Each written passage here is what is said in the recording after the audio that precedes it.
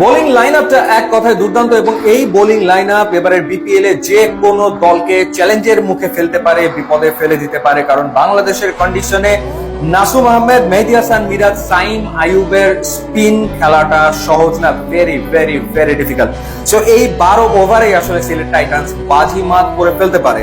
Spin ডিপার্টমেন্টের পাশাপাশি যদি আমরা ফাস্ট বোলিং ডিপার্টমেন্ট নিয়ে কথা বলি, সেখানে মোহাম্মদ আমিরের মতো একজন এক্সপিরিয়েন্স ফাস্ট বোলার রয়েছেন এবং তার সাথে যোগ দিচ্ছেন আরো দুজন লোকাল স্টার, খালেদ আহমেদ এবং একই সাথে এবাদত, যিনি ইনজুরি কাটিয়ে আবারও ফিট হয়েছেন এবং পারফর্ম করতে নিশ্চয়ই তিনি মুখে রয়েছেন।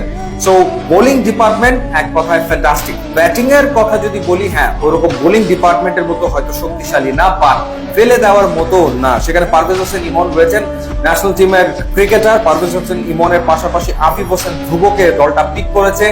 টপ অর্ডারে সাইম আইয়ুব তিনি থাকছেন, এর সাথে রনি তালুকদার থাকবেন এবং থাকবেন জাকির হাসান এবং অ্যারন জোন্স। সো এই ব্যাটিং লাইন আপ হয়তো আপনার কাছে নাম্বার 1